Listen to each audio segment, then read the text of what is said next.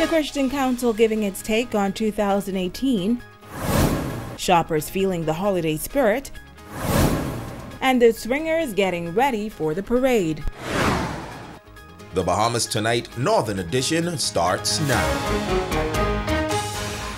This is the Bahamas Tonight, the Northern Edition. Good evening all. I'm Shashina Rolf-Farquharson. As always, it is so great to have you with us. Topping the news tonight, the Grand Bahama Christian Council is giving its views on the year 2018. The leader of the Christian community says while it was a tough year for most, he is seeing signs of spiritual renewal. Italia Hall explains. President of the Grand Bahama Christian Council, Reverend Dr. Robert Lockhart, says overall, 2018 has been a good year, but there were many challenges. Pastor Lockhart says he has been living on Grand Bahama for 20 plus years, and this year has been the worst economically. I think even our population have probably decreased over the years. There's been a lot of great opportunities for jobs, but of course the possibilities and the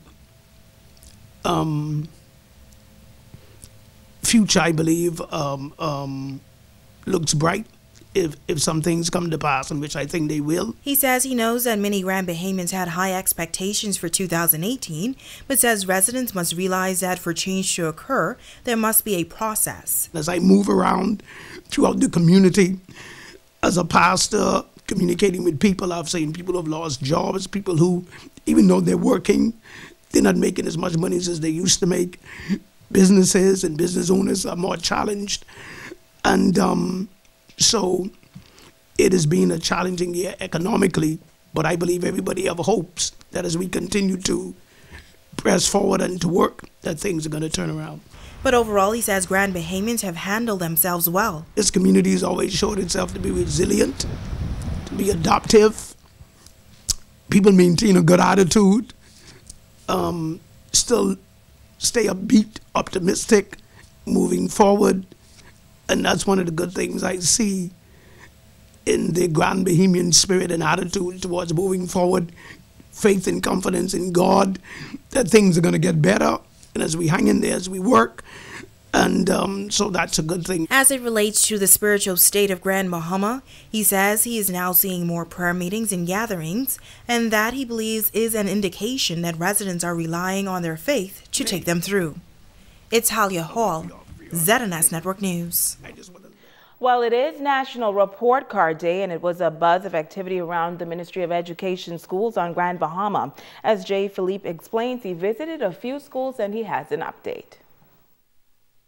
Today is recognized as National Report Card Day throughout the Commonwealth of the Bahamas, and on the island of Grand Bahama in particular, parents, teachers and administration are all collectively using their resources to evaluate a child's performance. Our first stop was Jack Hayward High, where Principal Brownman Smith was ready for Report Card Day. It's a day that everyone is excited to see how their students have been performing, how their children have been performing, and who is going to get that Christmas gift and who is not going to get it, who is most likely to graduate and finally meet the standards that are required by the Ministry of Education.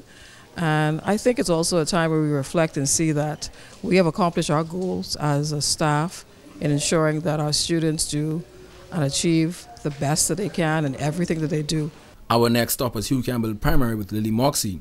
Principal of the school, Lily Strawn Moxie, says she is impressed with the results. They seem all excited, anxious, and concerned about what the child's GPA is in relation to what they thought it should be. Nevertheless, they are appreciative of the work that the teachers have been doing with the children.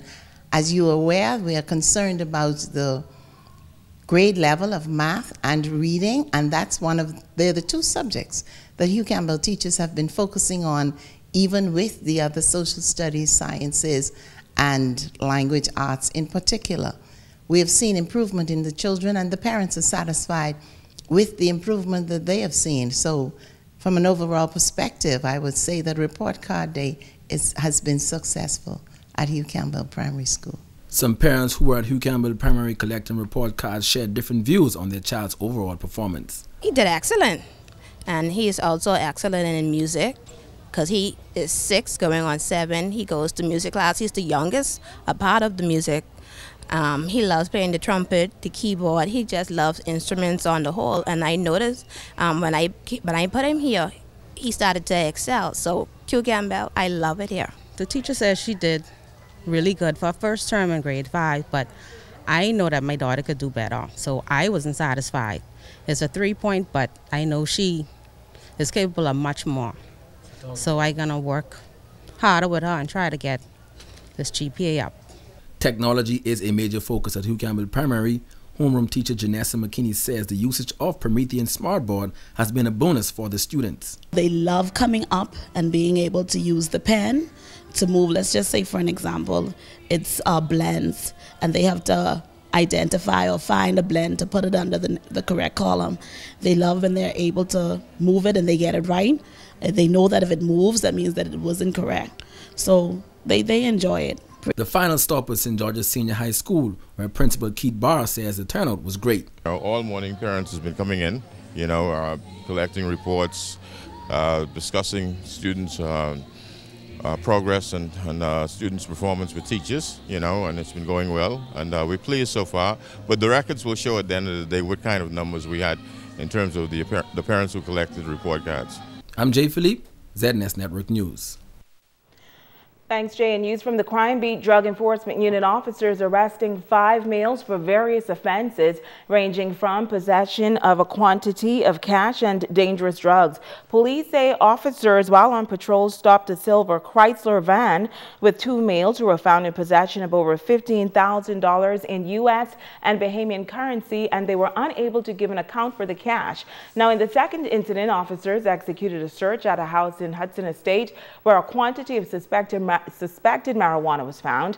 A male was arrested and taken into custody, and a short time later, 2 males were arrested, this time on adventurous way for possession of marijuana. And police are still continuing investigations into this island's latest homicide. A man was found dead in a house on Inagua Avenue yesterday with bullet wounds about the body. A motive has not been determined, and the victim is believed to be a local business person of Haitian descent. Well, tonight we have the Assistant Commissioner of Police and Officer in charge of Grand Bahamas, Samuel Butler, who is joining us live tonight in light of yesterday's murder. Let's talk about crime prevention this holiday season. Certainly, we are delighted to be here with you and sharing this moment. When we talk about crime prevention, we are talking to every citizen of Grand Bahama. The police is certainly out doing as best as we can. And we know that we will always have a safe environment when we learn to adopt that we are a brother's keeper. And so if we're all watching, we are certain that crime will diminish in our area. Let's talk about plans for 2019. Yeah, just ahead of 2019, we know that we had a very detailed plan of policing our environment 2018. And that plan drove us to places that we would like to be in terms of minimizing many areas of crime as it relates to statistics, and we know that that will come up a little later in the year as we seek to close this year. 2019, we've already, as executive of the police department, we've already begun to visit various areas and variables where we will go and how we will tweak the plan of 2018 in terms of managing the crime prevention and reduction, in terms of how we will be able to manage our public spaces and our traffic, in terms of how we even further interact with the youth of our community. And for various reasons, we target the youth of our community because in many instances, they are the ones who are the perpetrators of crime. Mm-hmm. And which age group is that? Anywhere between the 16 and 30 age group. Well, it has been a relatively quiet year on Grand Bahama as it relates to crime. You must be very pleased with your officers and the initiatives that you would have put forward.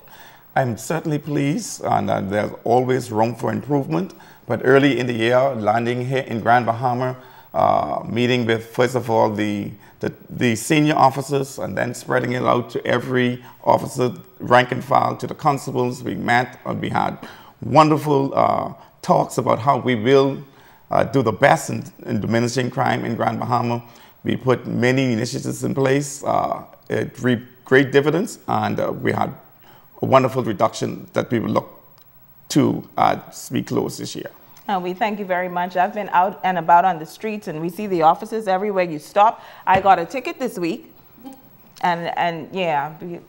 Thank you very much, officer in charge. But we are pleased with the job that you guys are doing. I got a ticket and I was not wearing my seatbelt. So guys, wear your seatbelts. They are not playing, correct? Certainly, we ask every driver to be very cautious in their driving, be careful, be concerned and respectful to other road users. But as we close this year, let's continue to echo the words of peace, goodwill to all men. And we offer that from the police department. On behalf of the Commissioner of Police, we're certainly happy to wish you a Merry Christmas and a very safe one. Thank you. Thank you so much for visiting us today. We know that you are very busy and we wish you well. Thank you. Very much. You're watching the Bahamas Tonight, the Northern Edition. Stay with us. There's more news right after this.